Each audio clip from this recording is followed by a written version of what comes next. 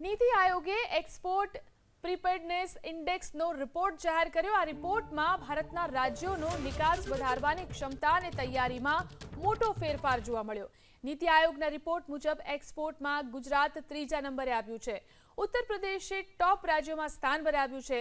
મહારાષ્ટ્ર 68.1 સ્કોરની સાથે ટોચ પર છે। મહારાષ્ટ્ર બાદ તમિલનાડુ બીજા અને ગુજરાત ત્રીજા સ્થાન પર છે। ઉત્તર પ્રદેશે ચોથું સ્થાન પ્રાપ્ત કર્યું છે, જ્યારે કે આંધ્રપ્રદેશ આ યાદીમાં 5મા નંબરે છે। ઈપીઆઈ 2024ની આ યાદીમાં ગત વર્ષ 2022થી નાણાકીય વર્ષ 2024ના સમયગાળા દરમિયાન રાજ્યોના નિકાસ અને પ્રદર્શન અને ભવિષ્યની સંભાવનાઓની માહિતી અપાઈ છે। સૂચકાંક અંતર્ગત રાજ્યો અને કેન્દ્રશાસિત પ્રદેશોને તેના પ્રદર્શનના આધારે લીડર્સ, ચેલેન્જર્સ અને એસ્પિરન્ટ્સ જેવી શ્રેણીઓમાં વહેંચવામાં આવ્યું છે। નાના રાજ્યો, ઉત્તર પૂર્વના રાજ્યો અને કેન્દ્રશાસિત પ્રદેશોની શ્રેણીમાં ઉત્તરાખંડે પહેલું સ્થાન પ્રાપ્ત કર્યું છે। ત્યારબાદ જમ્મુ કાશ્મીર બીજા અને નાગાલેન્ડ ત્રીજા સ્થાન પર છે। રિપોર્ટ અનુસાર આ રેન્કિંગ ઉત્પાદન કેન્દ્રો અને અન્ય ક્ષેત્રોમાં નિકાસની તૈયારીની દિશામાં થઈ રહેલી પ્રગતિના આધારે તૈયાર થાય છે।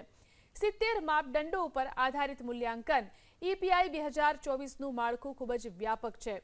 આ 4 મુખ્ય સ્તંભો અંતર્ગત 70 માપદંડો પર આધારિત છે। આ સ્તંભોમાં મુખ્યત્વે નિકાસનો માળખાગત ઢાંચો, નીતિ અને શાસન, ઔદ્યોગિક અને ઔદ્યોગિક નવપ્રવર્તન ઇકોસિસ્ટમ છે। પરંપરાગત રીતે નિકાસમાં અગ્રેસર રહેલું ગુજરાત આ યાદીમાં ટોચના સ્થાનોમાં જળવાઈ રહ્યું છે। દરિયાકાંઠો ધરાવતા રાજ્યોમાં ગુજરાત અને તમિલનાડુ વચ્ચે સખત સ્પર્ધા જોવા મળી રહી છે।